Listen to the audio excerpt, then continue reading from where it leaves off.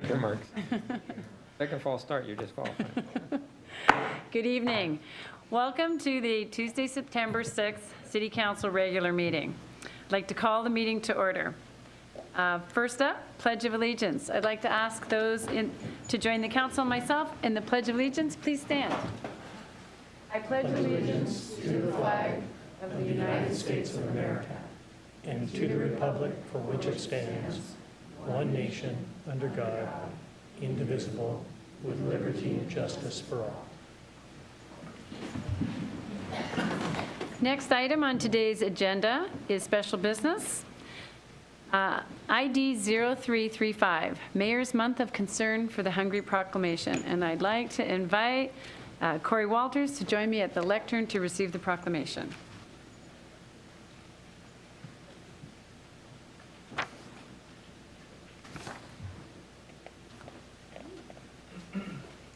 Mary, how are you? I'm good. How are you? Very good.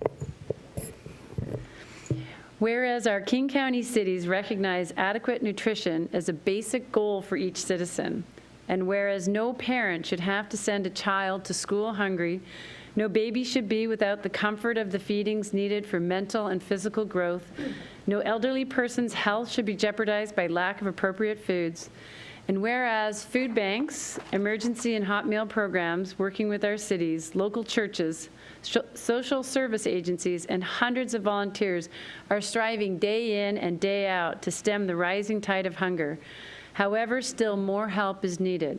And whereas we believe that when citizens hear of the especially desperate needs of the hungry as winter approaches and how their low incomes must stretch to cover increasing fuel, electricity, and rental costs, leaving even less money for monthly food purchase, an outpouring of community assistance will follow. And whereas the Emergency Feeding Program of Seattle and King County coordinates an annual food drive to help support the efforts of their program and the area's food banks in fighting hunger, which will be held at grocery stores throughout King County on each Saturday on September of 2018. And whereas the cities of Kirkland, Redmond, Bellevue, Issaquah, Sammamish, and Mercer Island would like to extend this effort into an entire month of concern for the hungry, beginning on September 1st, 2018. Now, therefore, I, Mary Lou Pauley, Mayor of the City of Issaquah, do hereby claim September 2018 to be Mayor's Month of Concern for the Hungry in the City of Issaquah, and strongly urge all citizens to join the Emergency Feeding Program, Issaquah Food Bank, and other area food banks to share what they can to nourish those who are hungry. In witness thereof, I hereunto set my hand and seal to the City of Issaquah this 4th day of September 2018. Great. Thank you. And I'm sure Corey would love to talk to you about the first Saturday. We've already had the first Saturday, and it was pretty awesome. It was great. Thank you. So yes, we kicked off Mayor's Month of Concern Drive last Saturday, and we were at the Fred Meyer grocery store down the street here, and we brought in over 3,000 pounds of food for our food bank. And this coming Saturday, we're going to be at 6 different grocery stores between Sammamish and Issaquah. So we just appreciate everybody's support and buying a little extra food when you're at the grocery store this Saturday. And if you're interested in volunteering and helping, we could use some more support soliciting donations at the grocery stores. So thank you, Mary Lou Pauley, for coming on Saturday. It was very fun. Thank you so much for your support. Thank you. Thank you. It's nice to see you.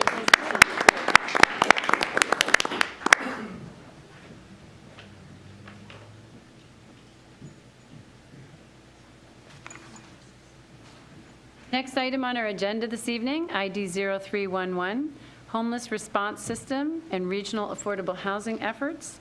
I'd like to introduce Sustainability Director David Fujimoto to the lectern to introduce the next item. Great, thank you, Mayor. Good evening, Council. Again, David Fujimoto, Director of the Office of Sustainability.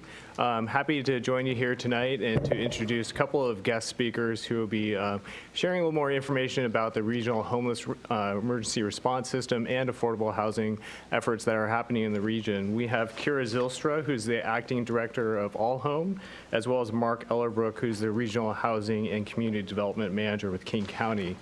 And we're bringing this presentation to council so that all of council can hear some of this content, really because it's a topic of interest to the city council. It's one that touches upon various facets of city's investments and policy decisions. And it's really to provide a kind of regional context for some of our local conversations. So I think we've intentionally shaped this as a broad brush of what's happening in the region, and there's quite a bit that's happening in the region currently. So we wanted to get you all up to speed on that, but then also kind of provide a introduction into some of these so that if there is interest in diving further into any of these topics, we can do so as well. And so I believe Kira and Mark both also have quite a bit of time available, or they've slotted some time so that you can ask some questions as well. So with that, I will turn it over to Kira to get us underway. Thank you. Good evening. Thank you for having me. As David said, my name is Kira Zylstra. I'm acting director for All Home. I'm going to start by just telling you a little bit more about who All Home is and the work that I do in particular. I'm really glad that Mark Ellenbrook can be here with me, though, because this is truly a community effort, and there's a lot of work happening in the community that even just two of us won't be able to cover all of it, but we'll do our best tonight to give you that broad brush and further context about the work of our community in ending homelessness, and again, leave time for questions for you. So All Home, if you aren't familiar, or as a refresher, we are the Continuum of Care lead for Seattle-King County. That comes along with a certain set of federal designations or requirements to bring our community together, to be inclusive in our planning efforts to ensure that all people experiencing homelessness, providers, funders, government partners, are all participating in our efforts to plan around what we are doing to address the crisis of homelessness. This is a visual of the strategic plan that we currently have in place. A few of the other, before I dive into that though, a few of the other regulations that All Home is charged with coordinating beyond the strategic planning is really the system components of how we are addressing the crisis, specifically the point in time count, which I will actually go into more detail in tonight, as well as overseeing the system functions of data collection, the Homeless Management Information System. The county actually does the day-to-day management of that, and All Home is the governing body, doing the oversight and making policy decisions around how we collect data and how we use the data to inform our decisions. And then the coordinated entry system as well, that we have a system, again, that King County manages from day to day, but our coordinating board for All Home is making the policy decisions to ensure that that system is operating as equitably as possible to meet the needs of people experiencing homelessness in our community. And lastly, the core responsibility of All Home is overseeing the federal dollars that come into our community to address the crisis of homelessness. That's the Continuum of Care funding explicitly, and we right now receive about $36 million annually. We are actually just in the final stages of preparing our annual application for that competition.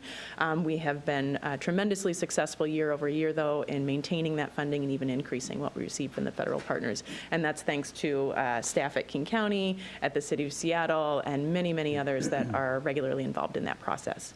And again, this is an overview of our strategic plan as it stands now. Folks may also be familiar with what preceded this, which was the 10-year plan to end homelessness. We do not say that that plan was a failure. Many say, well, what happened in that 10 years? More than 40,000 units of housing was created during that time. More than 8,000 people were housed. A tremendous amount of work happened as the community came together around establishing a true plan for how we address this crisis. We did make some changes as we completed the 10-year plan and launched into a new 4-year plan. One is making it a 4-year plan to make it more actionable and be able to adapt as we go. We are in the 3rd year of that plan, so actually just now crossed over into the 4th year of the plan, so we are really seeing the progress of this work. We've become more data-driven, so really these underlying factors are really ensuring that we are making decisions based on the information that we have available to us, getting better about collecting information and ensuring that it is accurate. Again, I'll dive into the point in time count aspect of that, but also the day-to-day data collection through the Homeless Management Information System. But the broad goals here are to make homelessness rare, ensure that as few people as possible are experiencing homelessness over the course of a year and year after year, that we're making homelessness brief and one time, that when someone does experience a crisis, that we're able to address that crisis quickly and get folks back into housing quickly, and that we are also creating a community to end homelessness. And again, over all of these things, one of the other overarching principles is addressing racial equity. We know that there are tremendous disparities in the experience of homelessness, and so we're looking to directly address those when it pertains to race, LGBTQ, people living with disabilities. There's many disparities in our homeless system that we must address if we are going to end the crisis. Now I'm going to dive a little bit into the numbers. I want to start the information about the point-in-time count by expressing that this is only one source of information about the scope and scale of homelessness in our community. What the point-in-time count tells us is what is happening on one given night in the King County area. We have made some changes to how this count takes place. Hopefully some of you have participated in the count, either in the last year or in years prior to that. We have, in the last couple of years, now it's the 2018 was our second year of doing this, we moved from doing what we called a hotspot counting or known area count to a full census enumeration of people experiencing homelessness in the community. This is still an estimation. So we know that there are people that will not be counted, that are not in visible locations, but we make sure to be as respectful as possible in the count, as accurate as possible, and we have a few ways we've gone about doing that. One, to be as accurate is to make sure that we're not just relying on known areas and do that full census tract count.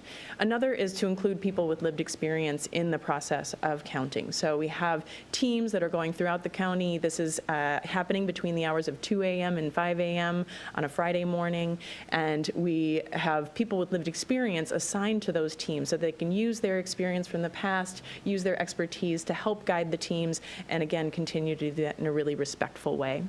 So with that context in mind, this is the information that we found from this last 2018 count, that on one given night in King County, 12,112 people were experiencing homelessness. And this is both sheltered and unsheltered, so that means there were approximately this year 50%, just over 50%, people living unsheltered. This is people in tents, in vehicles, people not in a safe place meant for human habitation. The other half, just under 50% of the people in that 12,000 number, were in sheltered locations, but not permanent locations. So that means emergency shelter, transitional housing, or safe havens. A little bit about what we found this particular year, that we did see some tremendous successes that we really want to build off of and learn from. This year, we saw a 31% decline in veteran homelessness. And this is a tremendous success, and we have not seen this kind of drop in a number of years, but we do feel like we know why this is happening. With veteran homelessness in particular, we have a very coordinated process where we have people working across sectors, providers, funders, and system partners that are working together and actually meeting on a weekly basis, and they're using the data. They're looking at a by name list, going person by person, understanding the needs and names of every single veteran known to be homeless in our community, and connecting them with the resources that they need. And that third prong, the third component that really leads to success, is the resources that they need. That for veteran homelessness, we've had tremendous investment from our federal partners and from our local partners, the Veteran Seniors and Human Services levy locally in King County. All of that, the targeted increased investments along with the coordination and person-centered process has led to this 31% decline, and we aim to continue that kind of progress. For youth and young adult homelessness as well, we saw steady numbers in terms of overall youth and young adults experiencing homelessness. However, for minors under the age of 18, there was a 22% decrease. These are smaller numbers than among the veterans, but at the same time, we also saw that kind of continued coordinated focus. And we have a lot of attention to minors under 18 from the state level and new investments that have come from the Office of Homeless Youth. And so we do continue to see knowing why that progress is happening and wanting to recreate that and replicate that for other populations. Of course, when the numbers are rising, which we did see an overall increase in the number this year of people experiencing homelessness on one night, that means that there are some areas where we see increases. And the primary increases are truly among single adults unsheltered in our community, and a 46% increase in people living in vehicles.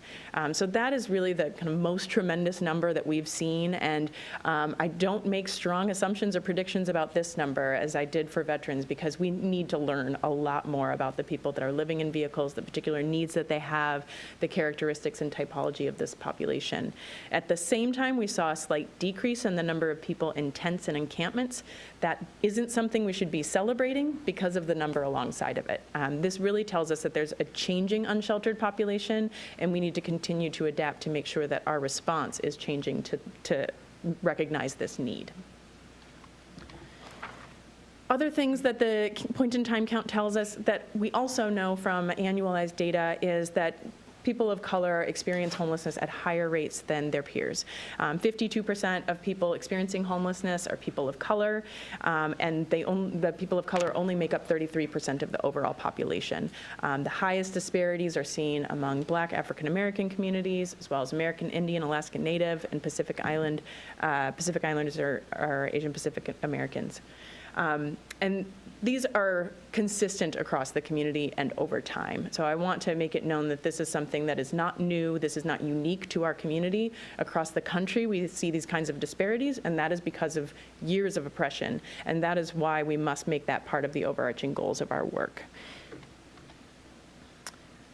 Other things that the data tells us, and this is where we really want to tie this together to, again, not see this as one source of data and then tell the story along with other sources of information in our community. I've mentioned the Homeless Management Information System multiple times. That is the system that we're using to track data about people experiencing homelessness, the programs that they're receiving, the characteristics and needs that they have, and what the services in our community are actually doing to create change in the community. One thing that we've seen from the resources that we do have in the community is a tremendous increase in the number of people that are housed year after year. So this shows a doubling of the number of households that were housed last year in 2017 as compared to just 4 years ago in 2013. We're doing more and more with the resources that we have, but the story that this tells us is that we have far more people falling into homelessness over the course of a year than we have the resources to serve. So we continue to see these rising numbers in the point-in-time count annually. Again, that's just one point in time. What we know over the course of a year is that 30,000 individuals are experiencing homelessness over that full course of a year.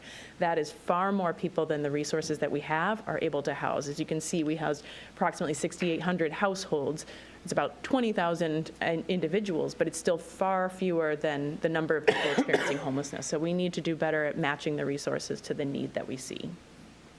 I think this actually, yes, pivots us. So that larger spectrum and scope, I think, pivots us to information that Mark's going to share. Great. Thank you very much. Again, my name is Mark Ellerbrook, and I manage the Housing and Community Development Program for King County. And just so folks know, that is the program that does kind of have 5 areas that we work in: affordable housing, homelessness, housing repair, community development, and then we also operate the coordinated entry system. So that kind of touches all areas that Kira talked a little bit about. And so Kira did a great job of really drilling into the numbers around homelessness and what we see. And so I'm going to take a step back and talk a little bit about the One Table effort that went on over the first half of this year, and then also the Regional Affordable Housing Task Force. And I kind of walk through this relatively quickly and then want to leave folks an opportunity to ask questions. So Kira touched a little bit about this when she just mentioned the 30,000 number, but it's worth repeating, and I'm sorry, the colors are not great on this slide, but when we started the One Table conversation, it really was to look at the root cause of homelessness, and it is this graphic that really sort of drove home the point of trying to get to root cause. As Kira pointed out, on one single night, we counted a little over 12,000 homeless people on the one night in January. But if you look at the bars, and it's the kind of the clear bars that are to the left of each year, in 2017, we counted over 30,000 people over the course of a year experiencing homelessness. So we know that our the actual magnitude of the problem that we see is much higher than that one number that we report every year. That I think within the community and people who I talk to and friends are like, well, it's 12,000 people. Can't you just solve homelessness for those people? But homelessness is dynamic. The people who we counted in January are not the people who are necessarily homeless now, and it is kind of a revolving or an evolving number of people. So, but the interesting thing also is that in the course of a year, we have 30,000 and change people who experienced homelessness in 2017. We actually had over, and I'm sorry, I don't have my glasses today, so I just need to look over. About 25,000 people exited homelessness through the HMI, and we're able to track through our HMIS system. So in fact, actually, the system that we have, either through actions of our own or through the resiliency of people and on their individual actions, we actually have a lot of people who are able to address their homelessness as well. The issue that we have is that we just have more people coming into homelessness than the emergency response system and people's own actions are able to address. And so the actions and the plan behind One Table was, if we're able to bring down the number of people becoming homeless, if we can reduce that 30,000 number to some amount below what the emergency response system is able to do, then we will actually be able to begin to bring down the number and the prevalence of homelessness in our community. So that was the effort of One Table and how we sort of looked at that. So when we kicked this off in January 2018, there were, it very quickly became a very large One Table. We had 80 community members from government, nonprofits, the private sector, philanthropy that were interested in participating in this. And as Kira pointed out, this has become really a community effort and a community conversation. The number of people that certainly I engage with, but that have conversations around homelessness has really increased over the last number of years. And I think we were able to garner a lot of people's expertise as we worked through the One Table effort. What we did really is looked at root causes. And these were, when we got the groups together and we said, what are people's sense of the root causes of homelessness? It is these 5 issues that are up here: affordable housing, behavioral health, exits from the child welfare system, the criminal justice system, and people's access and ability to sustain employment. And so I think largely, if you talk to people who experience homelessness, and if we look at some of the survey data that came from the point-in-time count that we did in January, folks would identify one or multiple of these root causes for why they have become homeless. And so we tried to look at these as areas where we could come up with high-level strategies or actions that One Table could look to address. The way the One Table process worked was that we actually, because we had so much interest, and even beyond the 80 people who sort of volunteered, we actually ended up with even larger groups. We actually broke it into subgroups. So as a working group, we had community action work group members, and these were people who either are people with lived experience to some degree, or represent some of the nonprofits working in this area, government entities, multiple representatives from Sound Cities Association, all of that. These are the people who did the week-to-week work looking at root causes, strategies, actions to be taken. In addition, there was an elected leadership group with, I think, 12 to 15 folks from City Council, SCA, and other members who were kept up to speed with the work that the community action work groups were doing and helped sort of guide that. Similarly, there was a civic leadership group that looked at that, and these were representatives from philanthropy, from business, and for-profit companies that sort of helped guide that work. And then we actually started, after the sort of first set of meetings, we actually started a group which was leaders with lived experience. Often, people who have had lived experience, who have been homeless, are more than willing to participate in large groups and have those discussions. On the flip side, sometimes those folks, for obvious reasons, feel either tokenized or marginalized and don't necessarily want to participate and be that one person that everybody looks to and says, how come this happened to you? So we looked and created a Leaders with Lived Experience group that really helped guide some of the recommendations and said, you know, if we took this action, would that have helped you, that sort of piece? And so it became a safe place for people to have that conversation. All of that over the course of months, really took the place and came away with sort of action statements. And what I don't have, and I can provide it to Emily to give to all of you, is the link to the website that actually has a lot of in-depth information under each root cause as far as the various strategies. I think if you looked at just affordable housing, there were something like 34 or 35 strategies that just the affordable housing group came up with for actions to help address the root cause. But I think these are sort of the overarching action statements that came out of each of those groups. So, not surprisingly, preserving and increasing affordable housing and creating was one action. I think one of the main root causes that we learned, and I think if there was any that was sort of the most pervasive and obvious one, it is the loss and the sustainability of affordable housing in all of King County.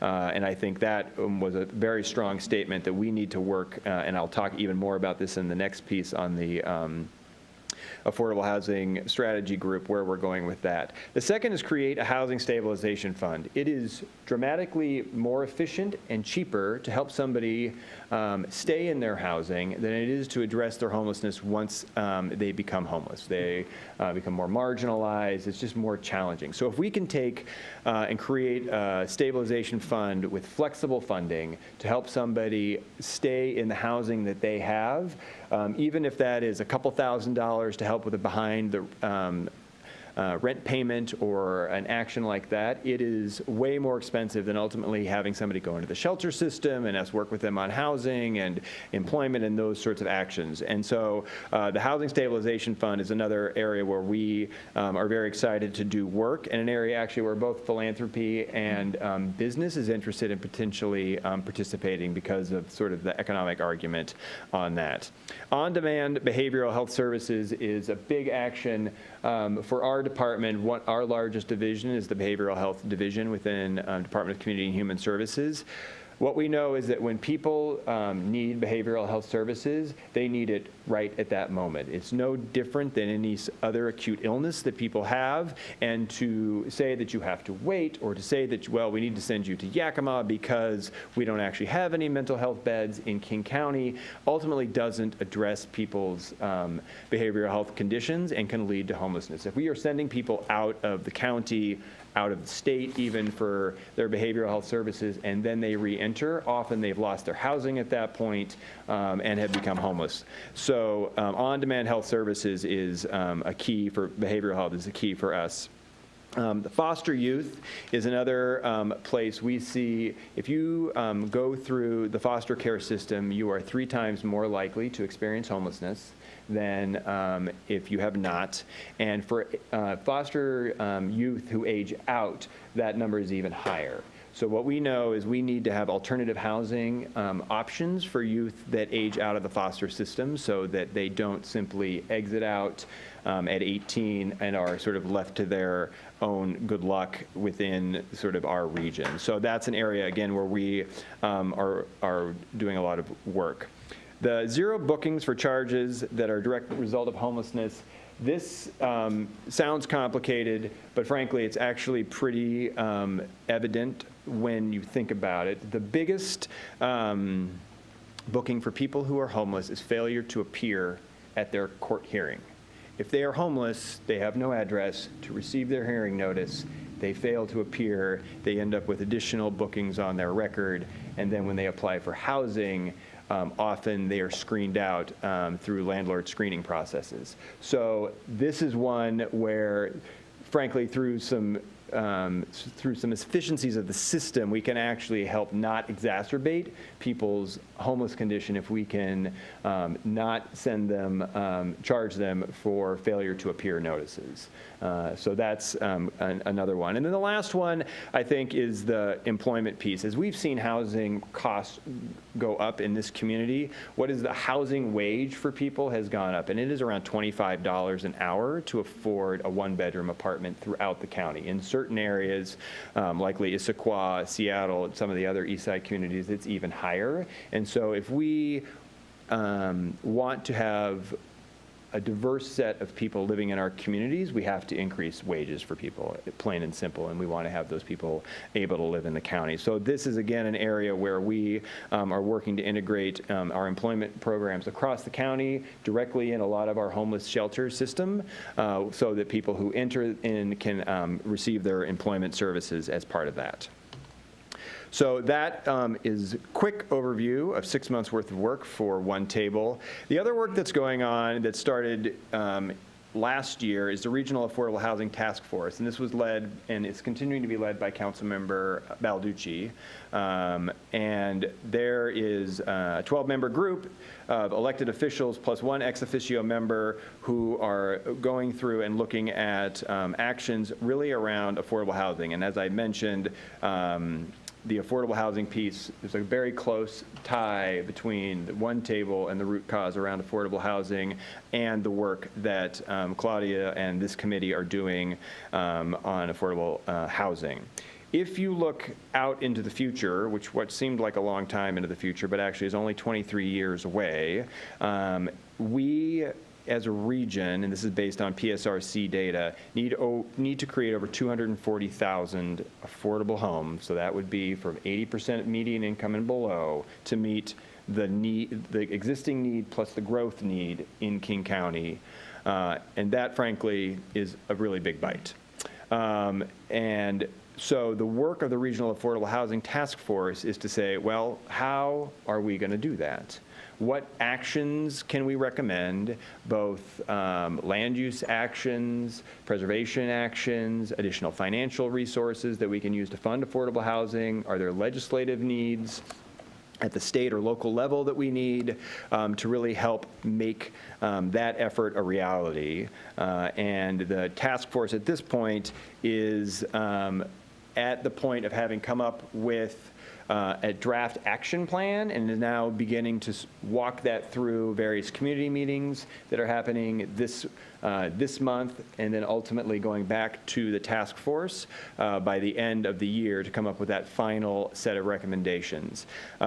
You can see, and I can walk through here, what are sort of the original action plan that is out for comment. It includes things, not surprisingly, around regional collaboration, additional preservation for units at or below 50% of median income, the trying to prioritize housing around transit. We know that there's a very close connection between the cost of transit and how you get to your work and affordable housing. We also know that around particularly fixed transit, light rail, to a lesser degree bus rapid transit, the value of land goes up dramatically in those locations as compared to other areas. But I think as a policy matter, we really feel as though, and the task force really feels, that there should be the ability for all income levels to live near transit so that they're able to take advantage of that. So how do we work with transit? How do we work with local land use to help prioritize and make sure there's equal access for affordable housing around transit locations? Tenant protections is another one. Again, it kind of relates a little bit back to the one table recommendation around keeping people in their homes. Similarly, if there is a way for people who are largely renters to have a process by which they're able to stay in their home for increasing rents or other changes that landlords make, that's another action that the task force is looking at. A variety of housing types. I think we are very, historically have been stuck in sort of apartment buildings and single family homes. And what we know is that the amount of land available to us throughout the region is becoming more and more restricted. So are there alternative housing models that we can use in this community to develop affordable housing that is more cost effective? Accessory dwelling units are something that people are familiar with, and I know a number of the Eastside communities have looked a lot at that. There's micro apartments, and I think the challenge that this task force is wrapping their brain around a little bit is, and for all of us, is sort of challenging a little bit our assumptions of what housing and homes are and what they may need to become in this community if we are going to hope to meet the 240,000 units we need in the next 20 so years. And then I think the other piece is and this relates to what Kira said as well on homelessness, this is an important community conversation. I think I've never been doing this work for 15 years. I've never been more involved with just person on the street talking to me about homelessness, person on the street talking to me about affordable housing. It makes the work very challenging, but it is the path to success for us. We need to be able to have good, positive conversations in our community about what affordable housing is and needs to be for us to meet the goals where we need to be at. And so I think the task force is also trying to think about how do they set up a structure that can continue to have those conversations once the task force has kind of finished their work. So that is kind of where we are going with those two pieces. And then I think they, while separate actions are married together in a lot of conversations that Kira mentioned as well around governance, around how do affordable housing efforts and homelessness overlap, how do we effectively have those conversations, and that is really the next step of both of those works as both of those bodies of work as they sort of evolve and mesh. And I think that is where I am going to stop and leave time for folks to have questions. Thank you very much. Thank you, Mark. Thank you, Kira. Council, questions of either of our guests this evening? Councilmember Winterstein. Thank you. Thank you. Thank you, Kira. Thank you, Mark, for this very informative presentation. A lot of material there to talk about policy. That would be fascinating and fun, at least for me. I mean, this is a topic that's dear to my heart, and it is difficult. It is a very difficult nut to crack. And so I have two specific questions for you. And one of the one of your slides, Mark, you talked. Oh yeah, it was under one table.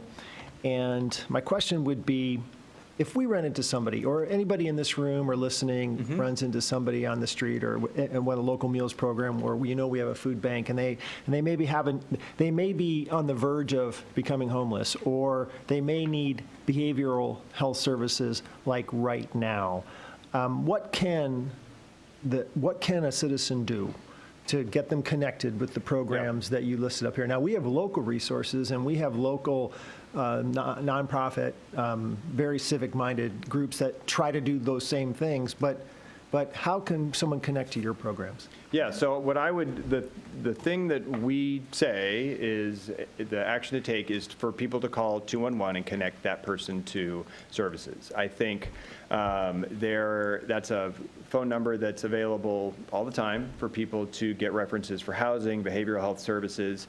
If it's an acute behavioral health moment for somebody, then that is a 911 call as well. So, I mean, I think those are kind of the actions that we would say. I'm not sure, Kira, if you would change that or add anything to that. So if this is maybe someone who is already enrolled in your system, I know you're maintaining a system and trying to track. There's got to be some way to connect the dots, right, from someone who may be enrolled already and someone I may be talking with. Yeah, so if somebody's, so if you, council member, you run across somebody on the street and you say, okay, can you should connect 211, and they say, oh, I've called them, I can't, they don't have services for me, or they say I'm on a wait list, or, pick your thing. I have experienced that all the time, and I say, well, it's still important for you to call. You can get reconnected with the person who is familiar with your situation. As you point out, council member, all of that information, whenever somebody touches the homeless system, it goes into the Homeless Management Information System, HMIS, so we collectively are able to look in there and see where that person is, where are they in for housing, all of those sorts of things. So we are unfortunately in a system, in a period of time where we don't have resources for everybody who experiences homelessness. But that doesn't mean that we don't have information on where they are within that system or moving towards housing. So That's what I would say. Okay, and then my second question real quick, thank you for that, is we, like many jurisdictions, do a legislative agenda. And I know you didn't mention specifically, like the Housing Trust Fund, for example. Yep. But it's just one of the things that we can put in front of our electeds down in Olympia, or maybe at the federal level with HUD or what have you. I think I've heard some things that maybe that fund level may be rising again. Mark, I don't know if I think it's gone down, it's been really suppressed, but Yeah. what would you have to say for this council as as our city is in the process of developing our legislative agenda about actions that we could take there in alignment with what you're doing here? Sure. So thank you for that. I think one thing to point out, both the One Table and its sort of evolution and the Regional Affordable Housing Task Force are both going to have legislative slates or agendas that will be public, and so that can be shared as actions that any other jurisdiction can take or adopt. So that's one thing to sort of be on the lookout for. I know for certain that the Regional Affordable Housing Task Force is talking a fair amount about that because this takes resources from all levels. To your point, on the affordable housing side, the Housing Trust Fund the State Housing Trust Fund is probably the single biggest piece to advocate for from a local jurisdiction level to the state. Because ultimately, the way that we build affordable housing, much of which goes to support people who are homeless, is by marrying together multiple resources. And without any one of those resources, either we don't end up with as much housing. So we do a lot of leveraging. And the trust fund is a critical component. Several years ago, 5-6 years ago, it was at $200 million. It has fallen over time. It is being slowly built back up, but it has not reached the $200 million for the biennium yet. So I don't know if you would add. The only thing I would add is just kind of what might be helpful in that conversation. I think this is actually the perfect slide to aid that we need to push for more housing everywhere we look, that we cannot do more and more with the resources that we have. And I think that is really demonstrated in these numbers, that we know that there are far more people experiencing homelessness over the course of a year than we have the resources to serve. And it is critical that housing be a major component to that solution. Thank you. Any other council member questions? Deputy Council President Batiste.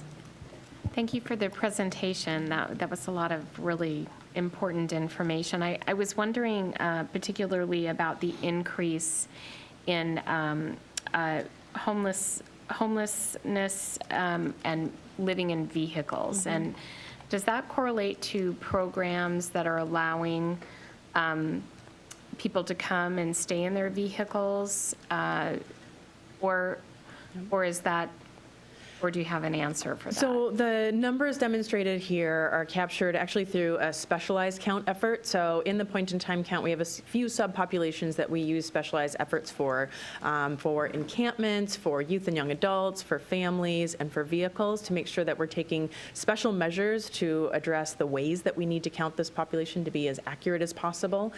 So we have actually had vehicle teams that were deployed in parts of the county. They were deployed in addition to the regular count teams that were in every tract. So we used information from research experts locally about when to count a vehicle, when not. So this did include anyone that was in a safe parking location, as well as vehicles that are parked throughout the county that had indication of people living there, whether it was steamed up windows or you could see a lot of belongings. But we had a set of guidelines to really guide that team so that we were as accurate as possible. I mentioned there's a lot more to learn about this population, because this isn't necessarily information we can glean from the homeless management information system, the way that it's collected and tracked. And a lot of what we're relying upon is the surveys that are conducted in the community. And the surveys that are accompanied with the point-in-time count, there was only a small sample of them that were people living in vehicles. And so we need and want to learn more, and we'll be digging in further. And I would add that partially in result of seeing this rise in people living in their cars who are homeless, we put in our one of our upcoming requests for proposal rounds specifically set aside money to help address the vehicle residency question. There has been off and on a number of religious communities on the east side who have talked about using their parking lots as places where people living in vehicles can come, park their vehicle, maybe use a shower inside the building. Sometimes they can leave it there during the day. Sometimes they have to leave it, they have to exit during the day and can come back at 7 o'clock at night. So we're interested in seeing, trying to gather some proposals about how that model can be expanded and that we can help support that as well as services to the people living in those vehicles, because we would like to, if we get a group staying at a church or wherever, we would then like to have a housing navigation team be able to talk with the people living in that car. How do we help you? Is there, can we connect you to housing, that sort of thing. So we're hoping to start to see some proposals from nonprofits or others to help address that number. Thank you. Councilmember Hunt. Thank you for the information. I had a question about the action statement, create a housing stabilization fund. To me, because it says create, that implies that there isn't currently a housing stabilization fund. The rationale that you gave for why this is necessary was very clear to me. And so I wondered if there are other services that fill partially this need, either in our region or in other regions, other counties, other examples, and how do those other examples work? Yeah, so that's a very good question. And actually, in some ways, that maybe this should say scale up a housing stabilization fund. We have a couple different things that already do this work, but at a smaller level. So the Best Starts for Kids levy, passed a couple of years ago, has a youth family homeless prevention initiative, and it is designed for people who are kind of families with children who are sort of on the edge, either an apartment or whatever, for them to connect through the county and local and some of them very, very grassroots nonprofits to get that sort of flexible resource. And it's been everything from paying to have somebody's car repaired so they can continue to go to work, to connecting folks with families out of state, anything like that. So we have an example where that's already working and frankly been very effective. In the first 18 months of that program, we've actually prevented homelessness for the way that we're able to count that, for our estimate, is around 4,000 households. So that's been effective. We also have diversion programs that we use out of our regional access points that also do this to a slightly lesser degree, just because of how much funding is available. So I think we've seen positive impacts of it, and I think nationally people have seen positive impacts of this. It's frankly sort of how do we bring it to scale for the 30,000 households and all the many more who sit on the cusp of homelessness. And I think your question brings up an important theme across all of these action statements for the One Table, for the Regional Affordable Housing Task Force, that also tie back to the information I gave about the success among veteran homelessness. There's a theme of needing to target and scale up, that we need to be more refined about what we're offering and to whom, and we just need more. We need to scale up what's working and scale up the housing response. And I think that's what you see throughout the themes of all this. Any more questions? None. Kira and Mark, I want to thank you for coming tonight, and David for arranging this. The council had asked for an update so that they could really understand the big picture, and for providing us some suggestions on how we can be advocates for success in this area as well. So thank you very much for coming tonight. Thank you. Thank you.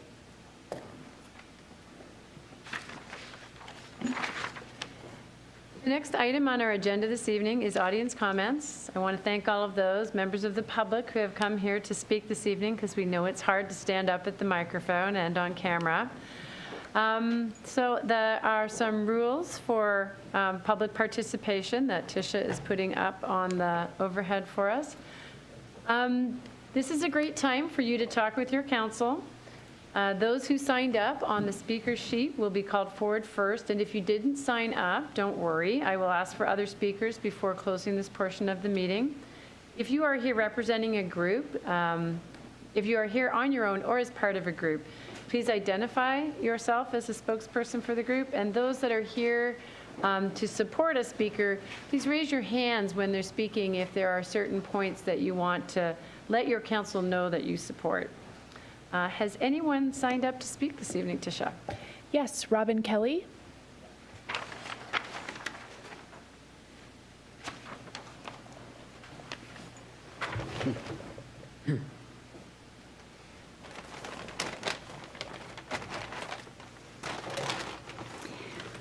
Thank you. My name is Robin Kelly. I preside at 445 Mountain Park Boulevard Southwest. I'm here tonight on behalf of the Issaquah Sister City Commission, and I'd like to introduce two other commissioners, Heather and Mary. Tonight, we'd like to share and celebrate a recent accomplishment, possible due to many efforts. You might remember last year's artist from our sister city in Sunndal, Norway, the reception that the city hosted, and the ribbon cutting unveiling the utility wrap that's located at 2nd and Sunset. We passed this international award officially on, Madam Mayor, if we could present this to you, please. Come down, Robin. Yes. I'm sorry. That's okay. And we can put it where everybody can see it. So this is for communities of up to 100,000 people for innovation with Arts and Culture Award from the Sister Cities International Conference that was held in August of 2018. So thank you, and we have a representation of the artwork here, so you can recognize it. And I'd like to also thank our liaison on our commission is Tina, and she's invaluable to us. So although she's not up here with the commission, I want to make sure that we share our appreciation for all of her hard work and all of your support with us. The city staff and so many citizens make this possible, including the arts commissioners, the other commissioners who aren't here tonight, and we worked very closely also with Amy Dukes and the Arts Commission. So the Sister City Commission and the Arts Commission both made this possible, and we want to share this officially with you and look forward to working with another artist this year. Thank you. Thank you. Nice job, ladies. Yeah.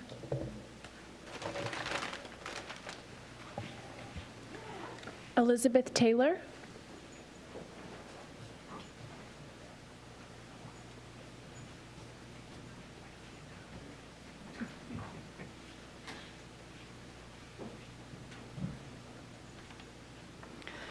Good evening, Council and Mayor Polly. My name is Elizabeth. I live at 3425 Northeast Monterey Lane, Issaquah Highlands. And on behalf of all who have worked on the campaign to save Cougar Mountain, I want to thank the 3 council members for their recognition. We have often wondered if our efforts were doing any good, or if we should continue, or for how long we should keep trying. When Jerry Potter and I gather petition signatures at trailheads, we talk to so many hikers who feel so lucky to have these mountains and miles of trails. Many hikers are from out of town or even out of state. Who look forward to visiting here because of the many trails that are so close, hike-friendly, and accessible. Many often wishing they had the same recreation facilities close to their homes. We greatly appreciate your resolution 2018, and now know we have been heard and shall keep on in our efforts to preserve this valuable mountain. Thank you. Thank you, Elizabeth. No one further has signed up to speak. I see some hands, though. Let's start with Ken, and then... Yes, okay. Ken, if you're up next, and then we'll have Tom. Signaling his. Oh, you were just signaling support. Nicely done. Support for Save Cougar Mountain. Tom, come on up to the microphone. Well, I see a lot of new faces and stuff last here. My name is Tom Harmon. I live 4369 243rd Avenue Southeast in Klahani, and I'm here as a commissioner of the Sammamish Plateau Water and Sewer District. And what I want to talk to you about a little bit is some comments that we've made on your water plan. And I have copies.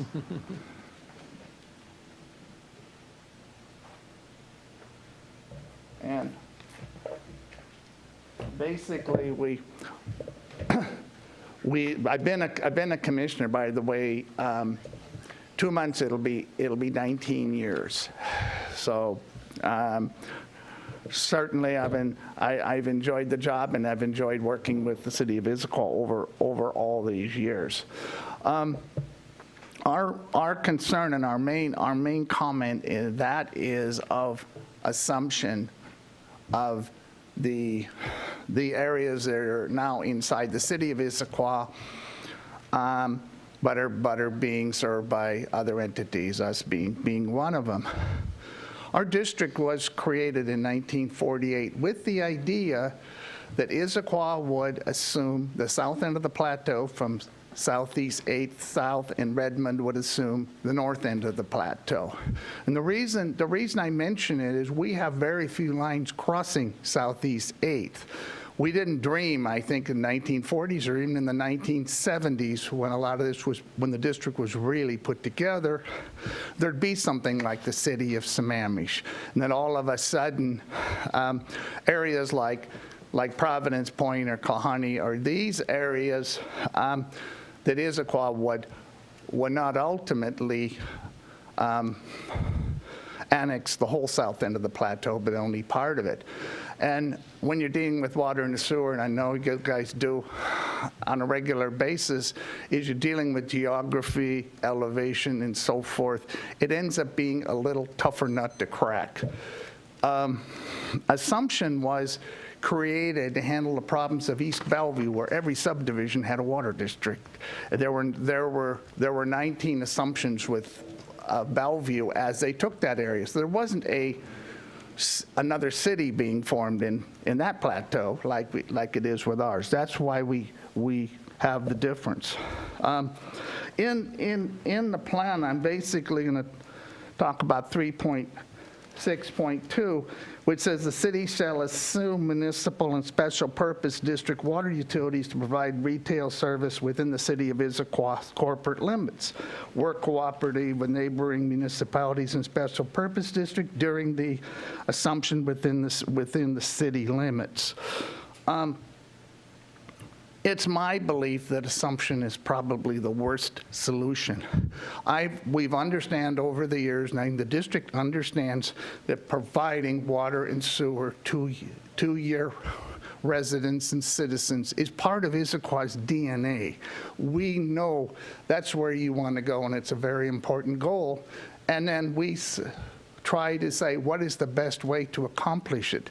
That's why we talk about all these various agreements, and attached to a copy of our comments letter is the agreement we've made. We will sit down and talk about this and end up with the best solution. I don't think it'll be assumption, because assumption is the most costly, millions of dollars. The tanks that supply Providence Point are in our district, but they're in Sammamish. No, do you have to build a tank to do it? Water lines to get water from Issaquah up there. I know, in looking at the last assumption, running another line down Southeast 48th. That's expensive and costs money. In most cases, like Coal Creek is still supplying water to the Bellevue part that was assumed by the city of Bellevue.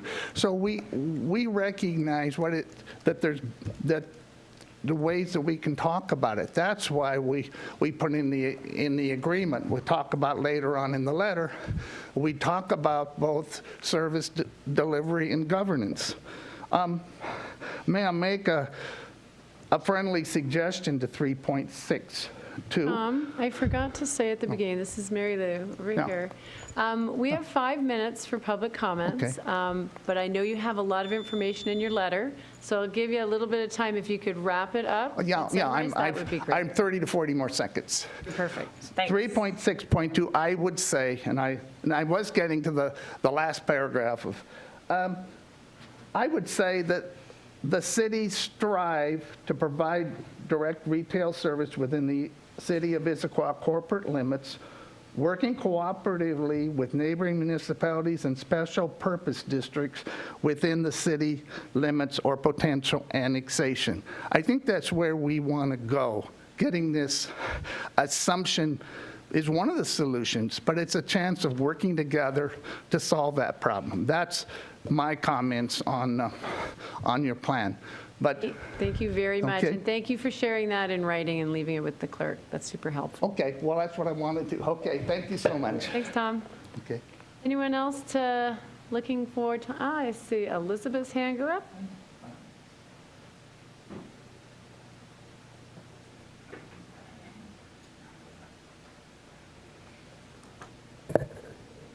Hello, my name is Elizabeth Maupin, and tonight I'm here primarily as the secretary of the Board of Preserve Providence Heights. I've been a resident of Issaquah since 1982. I think you're aware that Preserve Providence Heights challenged the city's decision to grant a demolition permit on that site. And there was an appeal, and the hearing examiner did not, for the most part, support our appeal. But his decision did include a stipulation that no further demolition at the site might occur until the site is assessed for the presence of hazardous substances, especially PCBs, in a manner consistent with ecology requirements as adopted under RCW 70.105D. If hazardous substances are determined to be present, a detailed cleanup and disposal plan consistent with ecology requirements as adopted under RCW 70.105D shall be prepared by the applicant, approved by the city and ecology prior to any disturbance of PCBs or other hazardous substances. However, when Donna Musa searched the Department of Ecology databases, she has found that no one has contacted them regarding Providence Heights. And I think that's something that you need to know. Apparently, nothing is being, as far as we can find out, nothing is being done about the PCBs on the site or any other hazardous substances. So I hope that something can happen about that. We would love to preserve that site, see it reused in ways that will be helpful to the community. And if in the end what happens to that site is that all of what is probably the most beautiful historical site in the city is demolished and a school is put there, those substances, if they are still present in the soil, are a danger to our youngest citizens. We don't want that to happen. Whoever uses that site, it's important that that work be done and properly through the Department of Ecology. Thank you very much. Thank you, Elizabeth. Anyone else? Steve, come on up.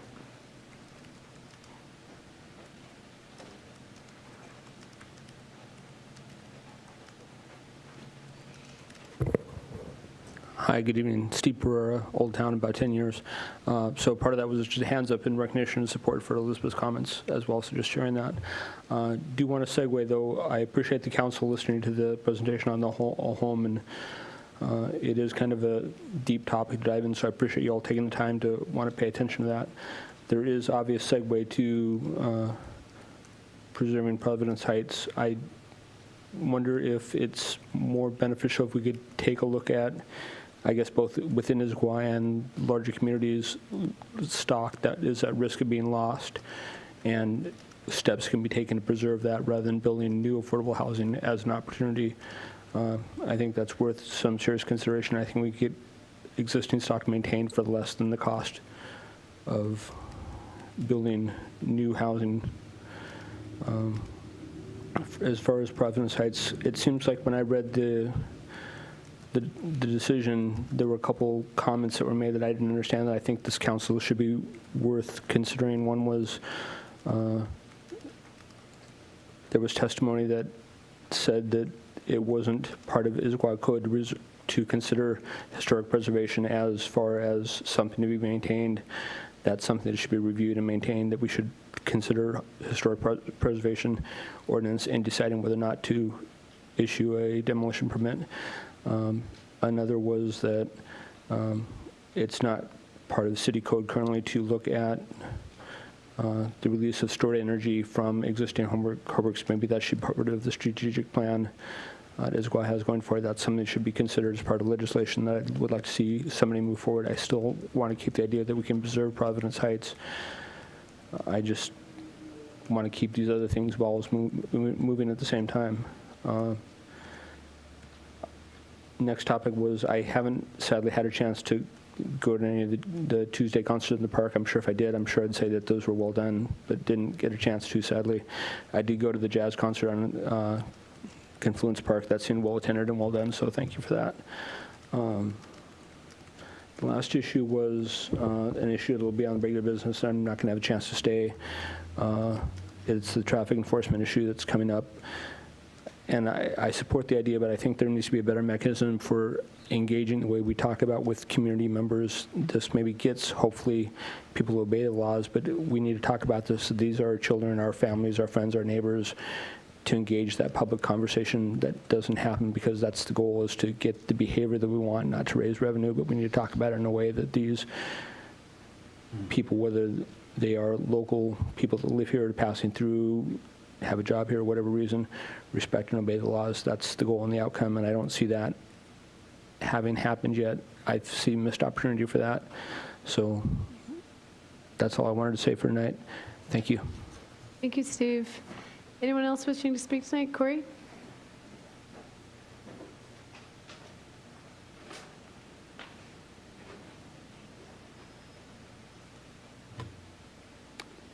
Corey Christensen, if you want to mail me something, 1420 Gilman Boulevard. I'd like to talk about last week's Parks Department dog park introductory meeting. Before I really dive into that, I'd like to just compliment the Parks Department.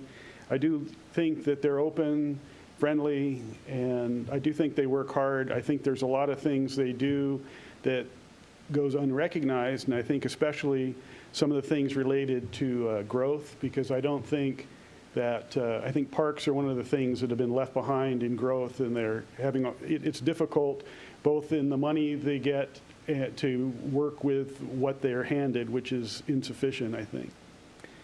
That said, I was utterly disappointed with the dog park meeting.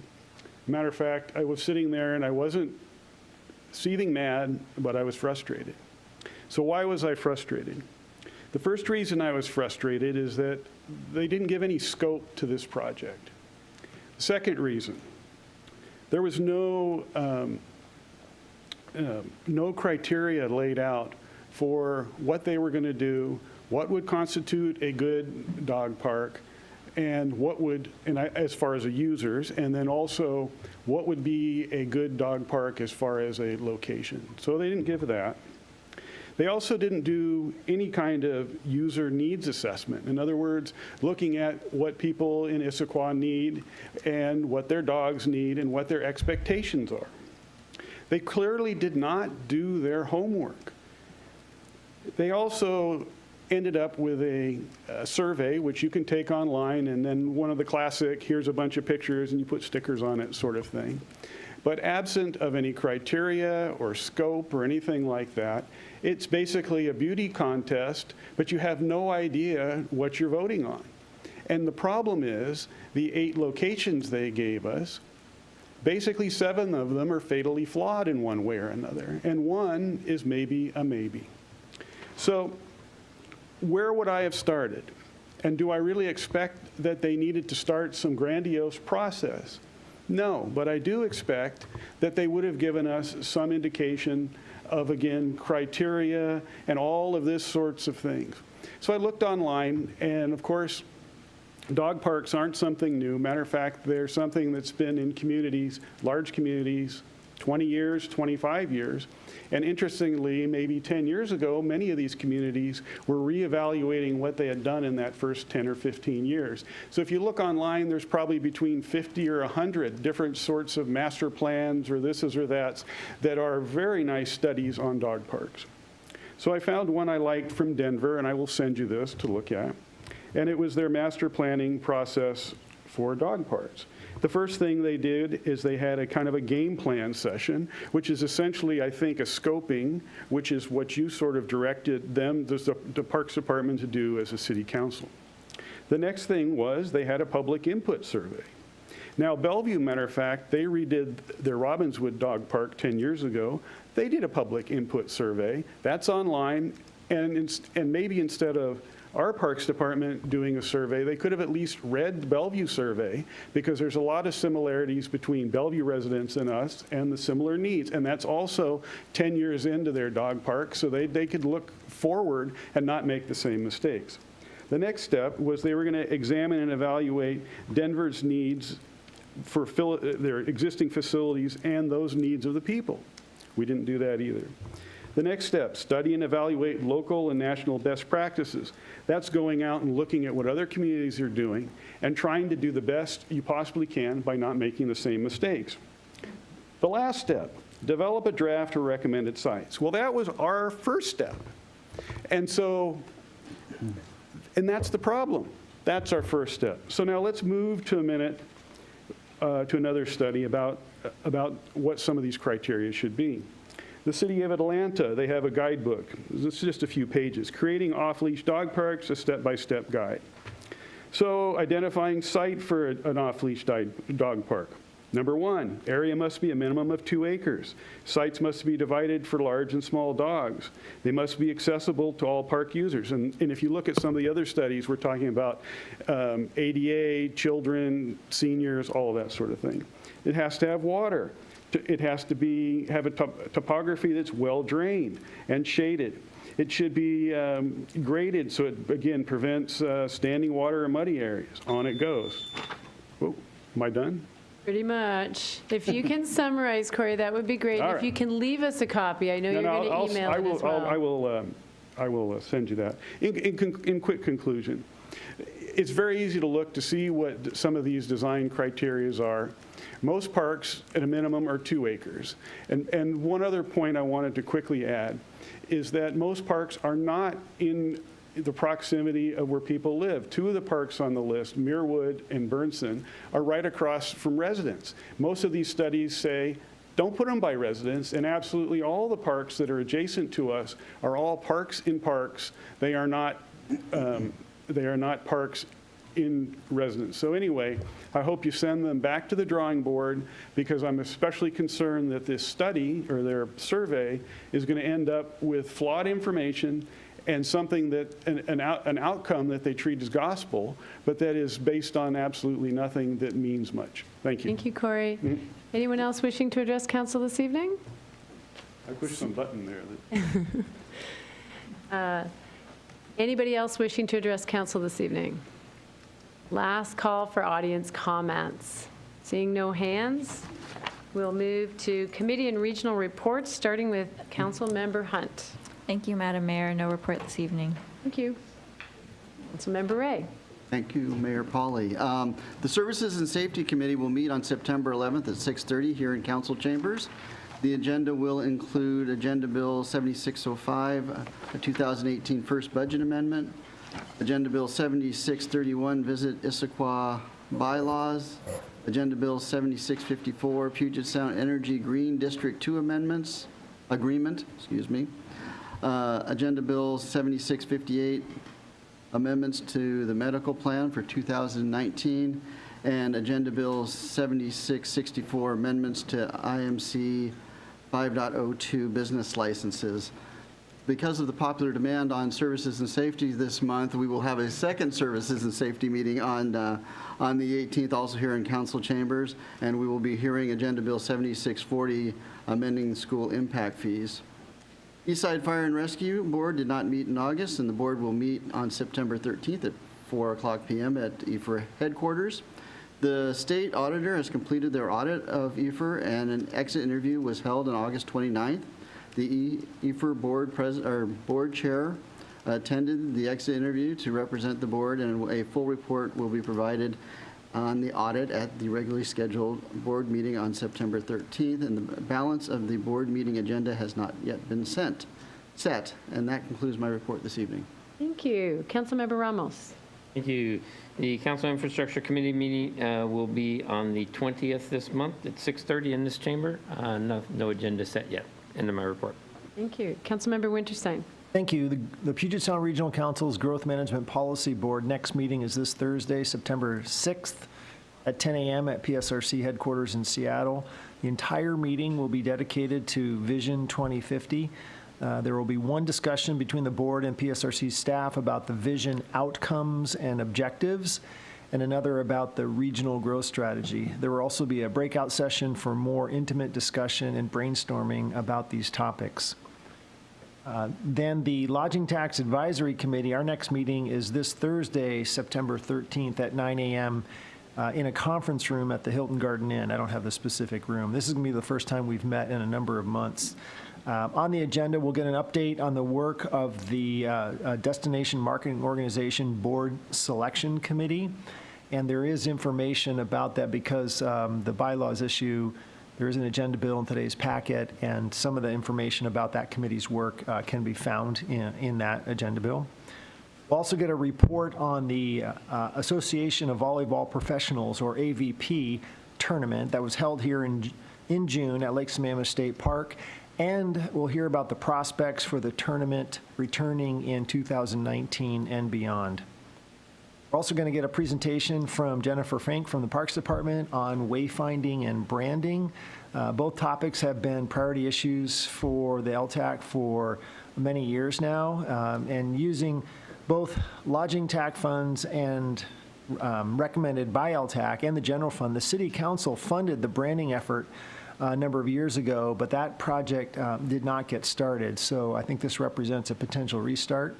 And as for wayfinding, LTAC has advocated for a comprehensive citywide plan while recognizing that there is a large and diverse group of stakeholders and that its development and rollout will be expensive, likely well over $1 million. Knowing this is why LTAC has held the majority of the lodging tax funds in reserve the past few years, so that the committee could offer substantial funds for both the branding and wayfinding initiatives. And the last agenda item will be about the 2019 recommended budget. Now, what we're hoping to do is have the LTAC recommendation to the administration and finance department in time that you can include that in your draft budget that you release in October. We really want the committee's input to get to the council in your first public budget. So we're going to be taking that up, all of that, this Thursday, the 13th. That concludes my report. Thank you. Before going to Councilmember Goodman, City Administrator has notified me there's an additional item on services and safety. It didn't get mentioned. No, say it ain't so. It ain't so. What did I miss?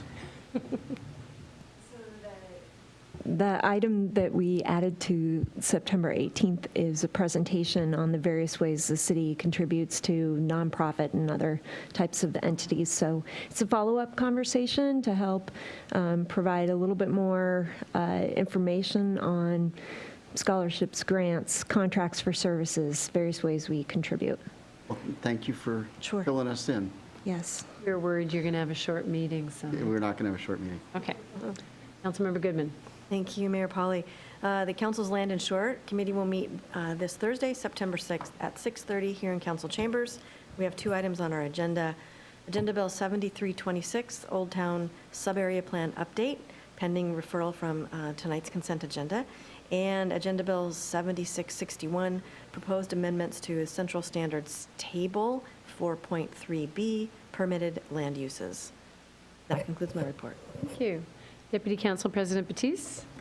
Thank you, Madam Mayor. Just an announcement that tomorrow, Wednesday, September 5th, from 2 to 4 p.m., the Eastside Human Services Forum Board has put together a a panel and an overview on the opiate and heroin crisis, and it's called Next Steps to Make a Difference. Basically, King County formed a task force to address the issue and offered the recommendation back in 2016. And so this is a look at what has been accomplished in the past 20 months, especially on the east side.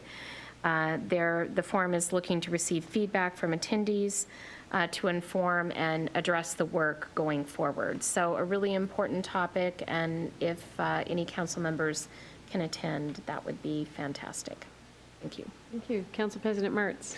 Thank you, Madam Mayor. The Sound Cities Association Public Issues Committee will be meeting on Wednesday, September 12th at 7 p.m. in Renton City Hall. The agenda is still to be decided. And the King County Growth Management Policy Council, GMPC, will be meeting Thursday, September 27th at 4 p.m. in PSRC chambers, and that agenda is also to be announced. That concludes my report. Thank you. Moving on to the mayor's report this evening. Summer is a little bit lighter for most of us, so Tisha put up on the overhead some of the regional meetings and the community outreach that happened, but I wanted to focus tonight's report on just some announcements and a pretty significant update on where we are with our strategic plan. There was an executive session held this evening before the regular council meeting. In addition to the proclamation that I presented earlier this evening, I also issued 2 additional proclamations for the month of September. Childhood Cancer Awareness Month, encouraging all citizens to join in the activities that will increase awareness and prevention of childhood cancer. And Recovery Month, urging citizens to join me in observing this month with appropriate programs, activities, and ceremonies supporting increase in awareness and understanding of mental and substance use disorders and celebrate the people who recover. So the strategic plan, we were out in the community quite a bit earlier on in the year, and it now seems to have gone quiet, but a lot is going on, and I thought I'd provide you some information in the mayor's update. Following the confirmation of 6 strategic priority areas by the City Council in July, staff have begun to work on the next phase, which is focused on goals and objectives. The 6 strategic priority areas are mobility, growth and development, social and economic vitality, core infrastructure, environmental stewardship, and city leadership and services. Staff have attended a strategic planning design charrette and formed 6 strategic priority work groups. Work groups have been meeting throughout August. They have been reviewing results of community engagement, the community charrette, and local plans, applying knowledge and expertise, and considering council feedback to refine the draft goal statements and develop a set of draft objectives for each of the goals. Next steps, we'll be seeking input from the community on the draft vision, mission, and guiding principles. Look for these announcements in social media on the city's website or in the Insider. And the project leadership team, including the mayor's office, senior leadership, Council President Martz, and Deputy President Batiste, will be meeting next week to review initial drafts of goal statements and objectives. The council work session on the strategic plan will take place on September 24th. The council will make a final review and adopt the vision, mission, and guiding principles. An initial look at the draft objectives will be presented, and these will be discussed more fully at an October 15th work session. Starting in late September, we'll be seeking input from the community on the goal statements and draft objectives. So we look forward to your input.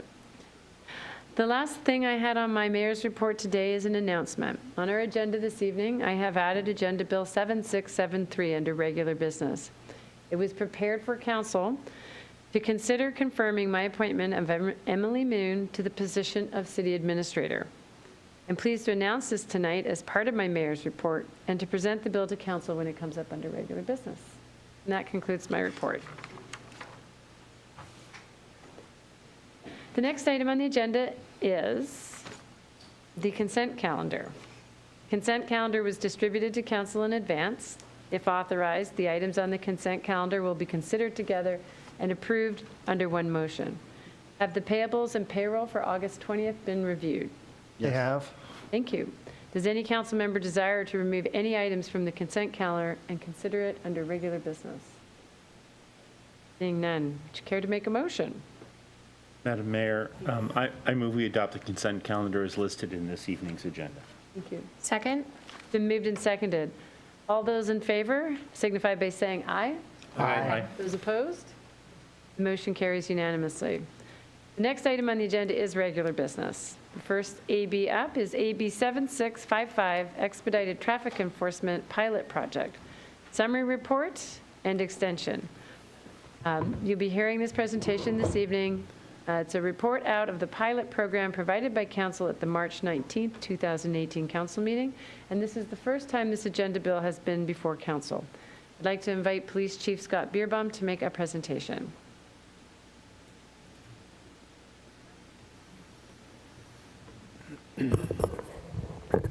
Good evening. I am Chief Scott Bierbaum with the Police Department. I'm here to follow up on the conversation we had back in March about our Expedited Traffic Enforcement Pilot Project. First off, I want to start by thanking Commander Paula Schwann. She was the main person driving this project within our police department and coordinating with the Washington State Patrol as well, and also our city communications team, as they were a big component of acquiring the information regarding the surveys on the pre and the post incident, or from the project as well. Again, just a reminder, back in March 19th, we implemented that limited term traffic emphasis project to increase traffic enforcement during new staffing implementation. We collaborated with Washington State Patrol to focus on our four major corridors through our downtown area: State Route 900, Northwest Gilman, Front Street, and Newport Way Northwest. And we wanted to focus on driving behaviors that impacted mobility throughout our city, such as blocking intersections, running red lights, improper lane travel, distracted driving, et cetera. Throughout that, in coordination with the enforcement, we also conducted the pre and post surveys to get the community's input on what they were observing and how they felt traffic and mobility was happening in the city of Issaquah. Start right off with the data collected during the pilot project. Initially, we had been authorized for 39 traffic emphasis shifts of about 6 hours long, which equated to about 234 hours of traffic emphasis. What we actually achieved was 33 shifts with about 214 hours of emphasis. Overall, there was about 370 infractions issued during that time frame. The reality of it was really condensed down to 2 months of May and June. Once we obtained authorization, we had to acquire the contract with Washington State Patrol, which closed our window of enforcement time just a little bit, but we were able to accomplish that within that 2-month period.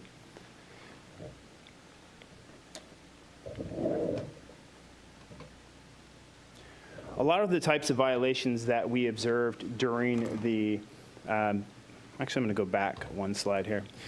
We really tried to, again, focus on red light violations, blocking intersections, speeding, distracted driving, illegal passing, crosswalk violations, and seatbelt as well. A lot of other citations were issued during that enforcement period, just depending upon, but we really tried to capture and focus on the ones that had been identified by previous conversations in the pre-survey, but also some of the community input. Kind of want to provide a little bit more information related to this. When we examined the data and we looked at kind of May versus June to see if we've been having any sort of an impact on the violations or on potential violations or return violations. Interesting enough, in May, we had about 297 contacts or 2.7 contacts per hour for violations. That's like a traffic stop. We had 196 citations. This is the State Patrol data, so we're kind of compiling the State Patrol data. 196 citations, which averaged about 1.78 citations per hour.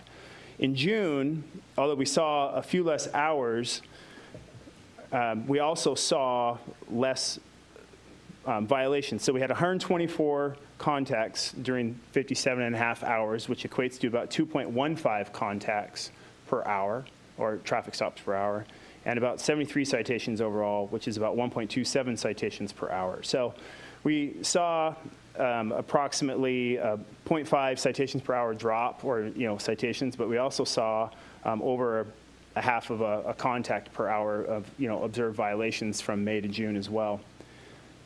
Now, that didn't necessarily carry across all types of violations. When we looked at when we grouped red light violations and blocking intersection, we saw actually an increase of those type of violations from May to June, from about 0.67 per hour to about 0.8. Distracted driving, we saw just a really small drop from 0.59 per hour to about 0.53. And then we actually saw a large drop in seatbelt violations, from about 0.48 down to 0.10. So I think most of the time when people see law enforcement, they kind of think of some of the major campaigns that are out, in the media about like click it or ticket, things like that. So I think when they see the presence, that had a little bit of an impact on that. Now, overall, can I say that it was absolutely because of that, because of the enforcement? We're not 100% sure, but at least the data that we collected during that time frame in those specific locations showed a little bit of drop in violations from May to June, but then we had some changes in behaviors on some of the citations. So we're only looking at about a 2-month window, though, of sample size.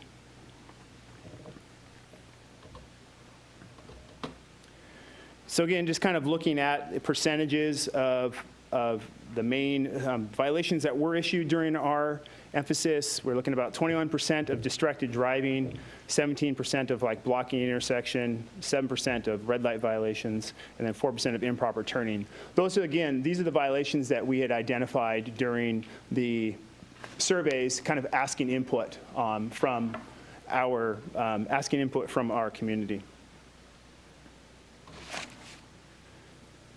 Some of the expenditures during this time frame, we were authorized $34,125.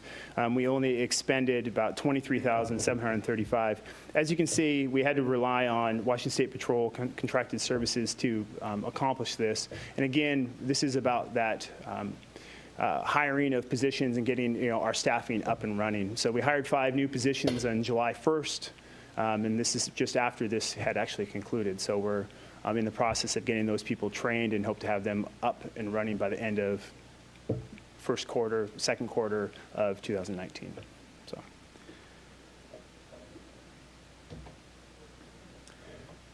So I want to go into our survey results. Now, again, we sent out a pre-survey to try and get a little bit of input from the community as we started off this project, to get a feel for what kind of violations were they seeing and maybe where they were seeing them. We also wanted to get some input on what they saw as some of the contributing factors to our traffic issue. Our pre-survey consisted of 2 separate surveys, and we utilized Peak Democracy and we used SurveyMonkey. And the intent of that was to hopefully be able to push out the SurveyMonkey to some of our commuters or some of the communities outside of our community, just to try and get their input a little bit more, and to hopefully get just more participation by giving them a couple of different venues to reach out to. So we had about 363 participants in the pre-survey.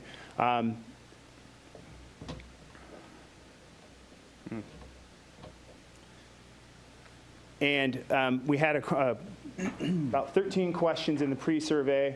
I've captured a few of them just to include in the presentation tonight, just to kind of talk about it. I know if you do the numbers, they're not going to all add up, but it's because the people had opportunity to choose multiple selections, for at least for this one, for this description of how they typically commute. But it's pretty overwhelming about single occupancy vehicles as opposed to maybe some of the other choices. We've captured both surveys, provide them in similar next to columns, and then some of the other ones we've provided some averages as well. We wanted to get a feel for what their feeling was on their average daily commute, and what we saw was we had over 50% are claiming that it's difficult or very difficult to have their commute through our community.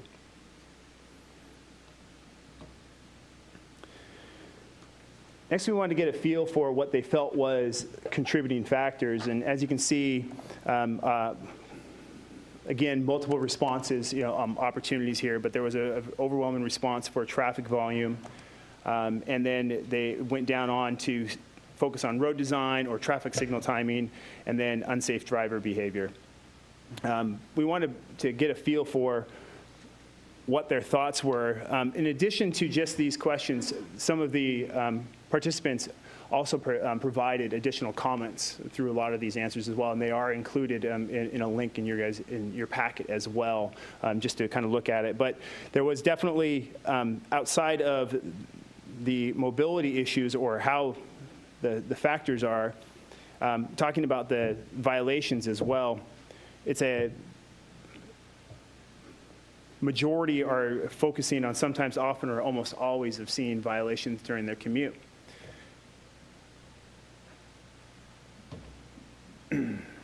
So this table shows the violation frequency observation by our survey respondents, showing at least the blocking intersections. There was a heavy focus on blocking intersections and not following signs and distracted driving. And that kind of actually goes in touch with our citations as well, that we issued, and the amount of context that we had during this pilot project, that they were more focused on blocking intersections and distracted driver. The locations varied for where they saw it, but Front Street was the highest observation location. And as a result, a lot of our initial enforcement was focused on Front Street and, of course, Gilman and 900, with a little bit focused on Newport. That's where we tried to apply our resources based on where some of the complaints or the response were focusing their observations. And again, the pre-survey, there was a statement of that there was, this was interesting to see. Looking at the SurveyMonkey, it appears that SurveyMonkey was more for people outside of our city or community, and the Peak Democracy was more inside our community as well. So it's interesting that you see a little bit more of a focus on internally on the not enough enforcement in the more of the local comments and respondents versus the external survey. The SurveyMonkey said 73% were neutral on this. And you find that actually throughout some of these is the variances on between the kind of the external and the local responses. Now we get to the post-project survey results. We had a few less participants, but a majority of those were emailed directly with the survey, because when they had the opportunity to sign up for the original survey, they were provided that, saying would they like to be able to be contacted to provide it. And so we had 214 total participants. Of that, about 188 were residents of that responded on the last.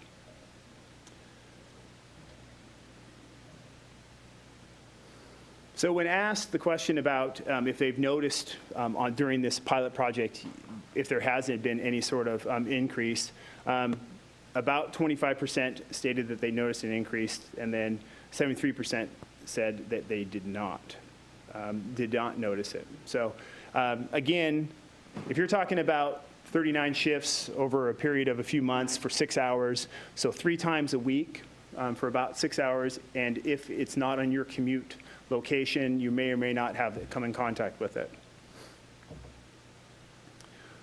On the violations, concerning traffic violations, did our community notice a change in driving behavior? 84% did not really notice a change in traffic violations. They did not, again, most of the just blocking intersections or distracted drivers, there was not a significant change.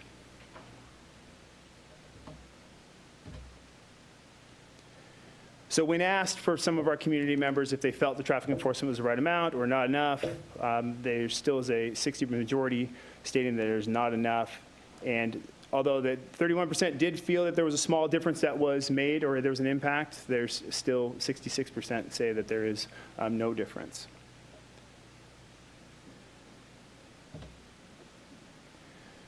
When asked specifically if they felt that if they would like to see continued traffic enforcement emphasis in the downtown area, there was about an overwhelming response again of 84% saying that they would like to see it. And then of course, the continued notification of any continued enforcement projects, or if there is any sort of intention to look at additional enhanced enforcement, there was an interest as well. That concludes the overall presentation and update on the pilot project, if you have any questions. Council members, questions? All good, you can go home, Scott. They're thinking and digesting. It's an awful lot of data, and it's very interesting. If there's no questions, are we ready for a motion? I'd like to make a motion. Go right ahead. I'd like to move that we refer AB 7655 to the September 18th, 2018 Council Services and Safety Committee for review and recommendations, returning to the full council for consideration and possible action on or before October 15th, 2018. I think this gives us an opportunity to do a little bit more. Second. There you go. You're on. I think this gives us an opportunity to spend some time with the numbers and to really look at what was working and what wasn't working, whether or not we need to do more of this, broader, and also as we bring our new officers online in 2019, how best to apply them to meet the needs of the community. Other council member comments? Council President Martz. I want to thank the very busy members of the Services and Safety Committee meeting, if this goes through, for their service. Never a dull moment.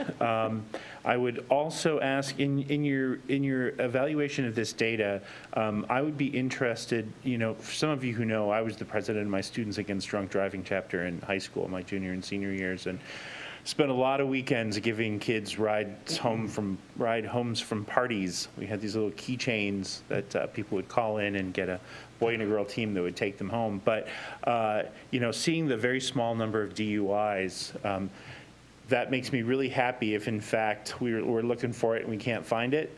But I would love it if you would make sure that we're leaving every stone we're leaving no stone unturned, I guess would be the way I meant to say it, because I have no sympathy at all for those folks. Thanks. Anybody else want to provide some comments that Services and Safety might want to dig further into? Councilmember Winterstein? Thank you. In the original bill back from March, there were 4 outcomes identified: increased presence at traffic emphasis locations, increased traffic stops, reduction in driver behaviors that impact traffic flow and local mobility, and 4th, increased mobility in traffic emphasis locations. And in today's bill, the first 2 questions are addressed right in the primary body of the bill as well. And I know it's a little bit more difficult because we didn't have empirical data. It was based upon survey information. So my ask of the committee would be to dive into those last 2 outcomes and to get a good understanding. We could spend more time of it now. I like the idea of taking it to committee. I think that's a good forum for this. When we originally adopted this, a big part of the presumption was that due to driver behavior, especially at certain intersections, they were contributing to decreased mobility because of intersection light violations and improper turning, and that this increased enforcement would reduce those behaviors and hopefully improve the traffic flow through those locations. I realize that's a pretty difficult task. That's a big ask to make and maybe difficult to measure and really do. But those are since that was a key part of the justification for this in the first place, I would ask the committee to really investigate those parts to the best of their ability. And I know that Commander Bierbaum and his staff and others in the administration, Scott, thank you for this evening bringing the kind of the trend information that I had asked and sharing that with us. I think they're just a couple data points, and some of the trends look like, wow, some of these behaviors that maybe contribute to poor traffic flow actually got worse during that time. And I'd like to a deeper dive into that. And can we really make any conclusions from that, or should we be considering further policy questions of extending or in funding it further so that we can get some more data? Those are my interests and asks of the committee. Thank you. Thank you. Any other council members? Councilmember Ramos. Yeah, Chief, just definitely a thank you for this, designing this project as you did so we could get a good sample and a little bit of what increased enforcement would become, which our community is asking for. It's a great start. I really appreciate this. I myself saw a few out there a couple times, so it's nice to see folks out there and how that reacts. Again, the committee will take a deeper dive, I believe that, and look at how we're going to deal with this in the future, but I think it's a great start, and thank you for your work in putting this pilot together. Great. Other council members? Seeing none, I'll call for the vote. The motion was to refer AB 7655 to the September 18th, 2018 Council Services and Safety Committee for review and recommendation, returning to the full council for consideration and possible action on or before October 15th, 2018. All those in favor, say aye. Aye. Opposed? Motion carries unanimously. Thank you, Chief. The next and last item under regular business is AB 7673, City Administrator Appointment. I will be presenting a brief summary to the council of the agenda bill and then taking questions. So this agenda bill seeks council's confirmation of the mayor's appointment of Emily Moon to the position of City Administrator. It also asks for direction for the council to direct the mayor to execute the employment contract and authorize the mayor to retain recruitment services to fill the vacant deputy city administrator position. So Ms. Moon has been filling in as interim city administrator since January 2nd. She was formerly our deputy administrator. That position has remained vacant during this time. On my first two quarters in office, I spent a lot of time reviewing the work in progress and looking at the projects underway, and also considering options for how to fill the city administrator position. So I considered 3 different options: continuing with an interim city administrator, completing a national search, or appointing a qualified internal candidate. I looked at several of the significant projects underway that really are taking a lot of the executive and senior leadership team in focus, and want to really make sure that these projects are completed. The development of our first ever city strategic plan and the implementation of some a new budget tool for 2018, as well as an overhaul of most of the city's financial systems. I did not consider continuing with the interim city administrator role because it's been providing a strain on resources in that we have been unable to completely staff the executive office during this time. Completing a national search was also an option. Having gone through that and serving on the Eastside Fire and Rescue Board 2 years ago, I understand the significant lift that can be and the amount of time and attention that it can take. It would be about a 9-month process, which means that the mayor's office would not be fully staffed for quite a long time. I felt that could complicate our abilities to get our priority projects completed. So I went with the option of appointing a qualified internal candidate. Interim City Administrator Moon has 21 years of service in public administration and has held positions in cities and agencies around the country. She has the training, the experience, and the qualifications to perform the city administrator role, and I'm recommending to council this evening to confirm this appointment. It's required by the code, IMC 2.08.010, states how this process works. And while the mayor makes the appointment, I do bring it forward to the council for a confirmation, which is what I'm doing this evening. I've provided some financial information also in the agenda bill. Since the candidate is currently acting as interim city administrator and compensated for those duties, and it is not anticipated that a deputy city administrator will be on board till early 2019, the increase for the salary and the appointment can be accommodated in the current approved budget. There is a typo in the next paragraph of the agenda bill, and I can see people already found it. There's 2 potential typos.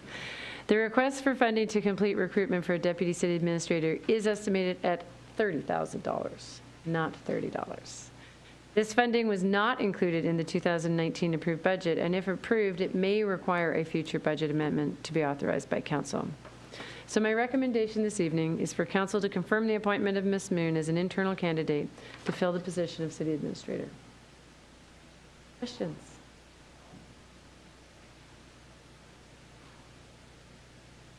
Are we ready for a motion? Deputy Council President Batiste. I would move to confirm the mayor's appointment of Emily Moon as the city administrator, authorize the mayor to enter into and execute the employment contract, and authorize the mayor to retain recruitment services to fill the vacant deputy administrator position. Second. I'm frantically scribbling something down here. So it has been moved and seconded. Actually, I realized that I wanted to propose an alternate motion. So if I may add some comments and have you consider them. I would like to add to the second bullet, authorize the mayor to enter into and execute the employment contract. I'd like to add in as directed in the executive session, since we did have a discussion on this contract in session. Shall I read that again? Sure. Okay. Actually, I checked with Tisha. Do we have to withdraw the other motion? Just amend. She can offer as amendment. Thank you. So as amended? Okay. Read it. Should I read one more time? That would be good. I would move to confirm the mayor's appointment of Emily Moon as the city administrator, authorize the mayor to enter into and execute the employment contract, and authorize the mayor to retain recruitment services to fill the vacant deputy administrator position as amended. Do you want me to? As directed in executive. As directed in executive session.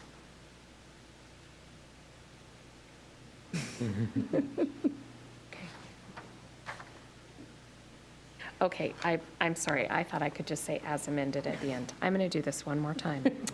I would move to confirm the mayor's appointment of Emily Moon as the city administrator, authorize the mayor to enter into and execute the employment contract as directed in executive session, and authorize the mayor to retain recruitment services to fill the vacant deputy administrator position. Second. Second degrees? Comments and questions? Councilmember Ray. I just have that's a procedural question to start with, and that is, can we do that, make it a contract amendment change in executive session and not disclose what it is here? Jim? Actually, no, I was just thinking about that. The directed in executive session, the council did not give any direction in executive session and can't do that. So you do need to either make the amendment here, or you could say with the amendments discussed in executive session. I think it might be cleaner just to make the amendment here because it's pretty tight. I think so too. I'd be happy to make that amendment. So in motion, oh, well, I'm amending the motion. He's amending the motion. So I would. Proposing to amend the motion. I move that we amend the motion on the floor to change section 12 severance. Excuse me. I think that you should take a vote on the current amendment, which was to add the phrase. So you haven't taken that vote yet. True. To incorporate Mariah's language. So she could move to withdraw the language she offered, and that would put that first motion back before council and open it for amendments. Deputy Council President Batiste, if you think that's a clean way of doing it, the motion would be disposed of. The amendment would be disposed of. Okay. I would move to withdraw the amendment. And the second agrees. Agreed. We're back to the original motion. Councilmember Ray. I'd like to move to amend the motion under consideration to change section 12 severance of the employment contract, section A, and delete the last sentence in that paragraph that reads, "This severance shall be paid out in a lump sum basis." Can you please restate? I doubt it. I would move to amend the employment contract, Section 12 severance, Section A, subsection A, and strike the final, or the last sentence in that paragraph. This severance shall be paid out in a lump sum basis. Second. It's been moved and seconded. So if I add some clarifying comments for the council. The reason this came up is because of a difference in one employment contract to another, and the intention is to make them the same. I'm not sure if council member Ray's wording changes makes them the same as in the previous contract, but I know that is his intent. So my intent, and I think this does do it, is the first part of that section says, if the employee terminates by the city for any reason other than set forth in subsection E below, the employee shall be entitled to severance payments equal to 6 months of annual base salary. Down below in the subsequent sections, it talks about the fact that this would be paid out over a period of 6 months, and in the event that employment was gained during that 6 months, the payment would stop. So if we pay it out in one lump sum, we don't have the ability to retroactively go back and get it. So I think by just striking that, the other sentences or other subsections stand on their own. That's good. Comments, questions on the amendment? Okay. Excuse me. Oh, sorry. Senator Goodman? I guess I would just look for a nod from our city attorney that striking that sentence works. Yeah, I think the appropriate thing would be to change that sentence to read that the severance shall be paid in equal monthly installments, and then to change to make sure that well, you can either do that, or you can simply direct the city attorney and the mayor to amend the contract as per the intent stated by I know what you want to do. Mr. Ray. We have a question? Council President Martz. Madam Mayor, I would request at this point, we've taken a couple of whacks at this.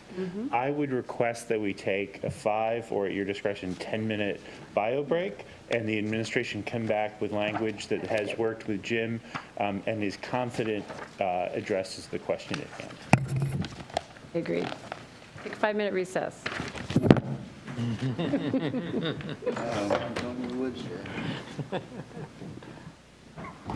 No good deed.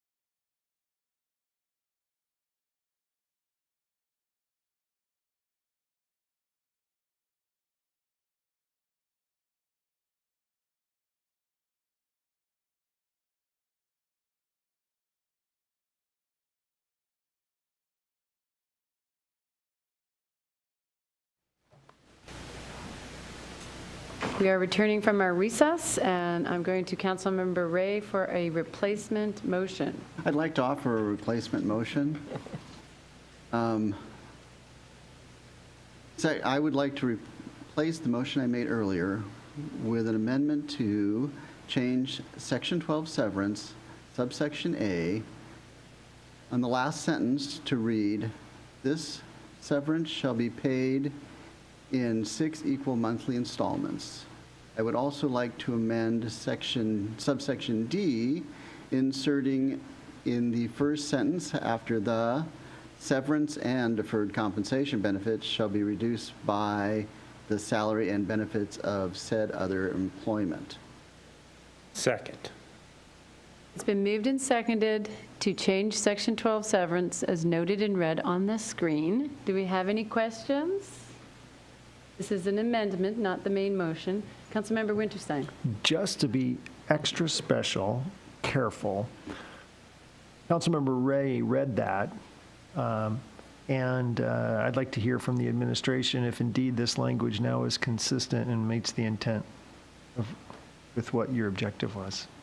Sure, so I'll give you my opinion, but also this is an employment contract, and I wanted to make sure that Ms. Moon agrees that this is what we had talked about. So the language up here is what I had thought our contract was going to capture, which is a language we have used, which is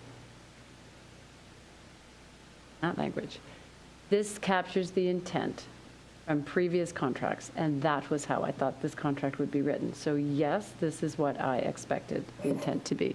Ms. Moon? I concur. Thank you. Thank you. Questions? Okay, I think to be clear, you need me to read everything, Tisha, or can I just refer to? Okay. So an amendment to the motion has been made. It is shown up on the overhead. It is the red text that you see. It's been moved and seconded. All those in favor say aye. Aye. Opposed? The amendment carries. Back to the main motion. Any discussion, questions, further amendments? Councilmember Ray. So this is a very obviously important and long-range decision that we're making this evening. There's a number of pieces of information that I don't have that I think are important for me personally to make this decision, so I'm going to abstain from this vote. Other comments or questions? Just an Deputy abstention. Council, abstention will be a vote in favor. Deputy Council President Batiste? So I just wanted to speak to the motion. I am very supportive of this confirmation. I've had the pleasure of working with Emily Moon for a few years now, and we have a strong and talented person in the interim role for city administrator right now, someone who has many years of targeted experience in this area and has served as both the deputy city administrator and then the interim city administrator. So we have an internal candidate who has a very strong working relationship with the existing city staff. The city workload that we have right now is immense, and the agenda bill mentions many of the important projects that this role would be involved in and helping to oversee, including the strategic plan, an overhaul of the city's financial systems, and a new 2018 budget tool. That on top of the day-to-day workings of the person that's in the city administrator role.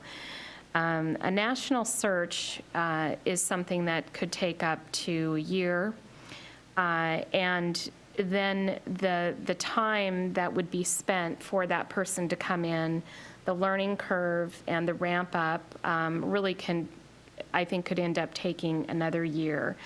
And right now, we're sitting with someone who is an incredibly strong, experienced candidate who would also be incredibly adept at bringing in a deputy city administrator and training them.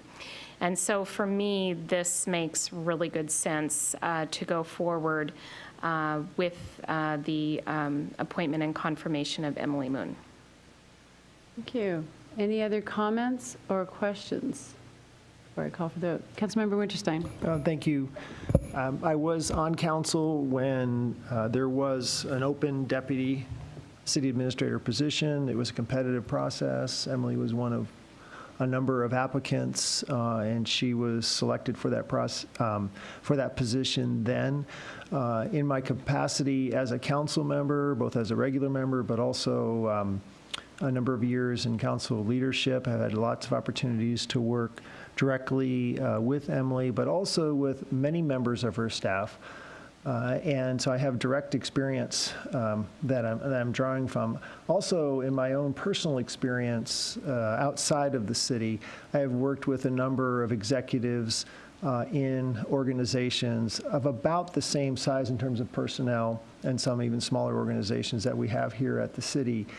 And there's a lot that goes into getting the top administrator, getting the right person for that role. And I think we're in a very unique position here with Emily as a candidate for being familiar with, and through my own observations, having very effective and professional working relationships with the staff leadership already with the city. My own personal experiences are that I have found Emily to be very knowledgeable, when asked for her opinion and input, she always has provided, I think, very strong input, good fact-based arguments. When asked for her opinion, I have found them to be very reasonable and many times very acceptable. And I think the overall kind of performance that I've witnessed with the staff and with my own interaction, and you look at the duties that this job requires for this city, it's very difficult for me to imagine that there is another candidate out there who would be better than Emily for this position. I care very much what happens to this city and with Issaquah. And having the right people in the right place is very important. It's difficult and disruptive to go through such a search.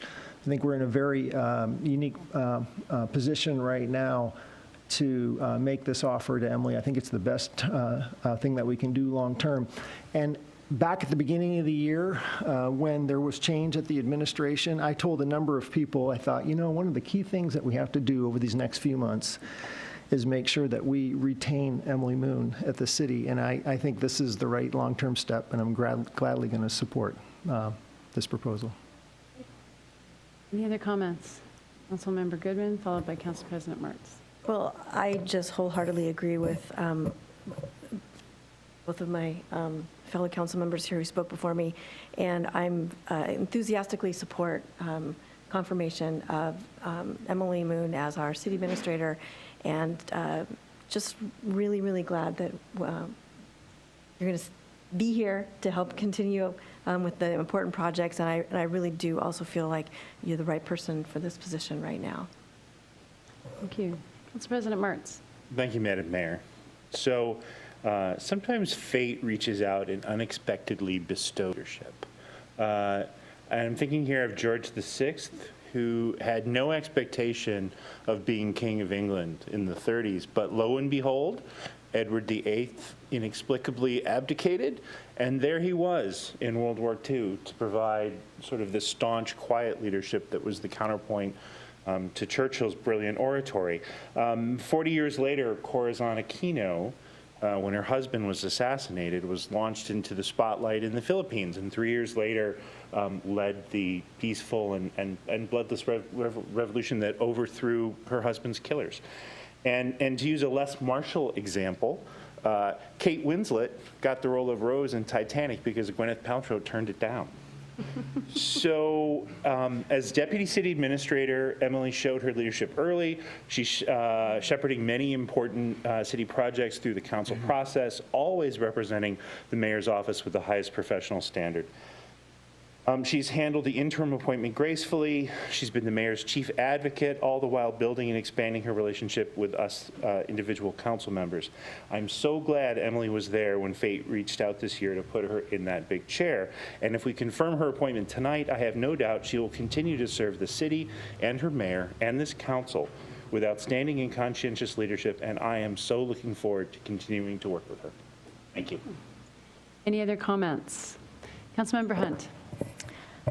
I think that the city has a lot of really big challenges right now, and I think that confirmation of Emily Moon to this position will allow us to address some of those challenges more efficiently and with continuity that I think is important.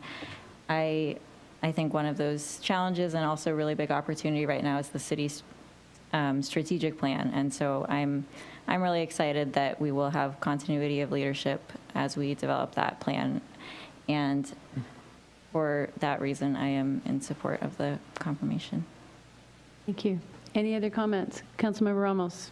Yes, when you're at this level, what really matters to me is how you work with people and how you get people to work.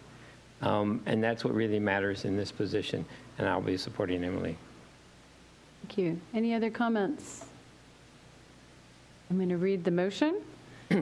Main motion, move to confirm the mayor's appointment of Emily Moon as the city administrator, authorize the mayor to enter into and execute the employment contract as amended, and authorize the mayor to retain recruitment services to fill the vacant deputy administrator position as directed in executive session.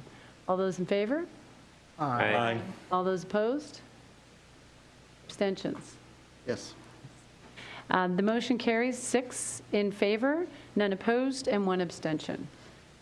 And as mayor, I want to thank you for the confirmation. I cannot imagine what it feels like for Ms. Moon to sit there and hear us have our deliberations and talk about her like she's not even in the room, even though it was very nice stuff that was said.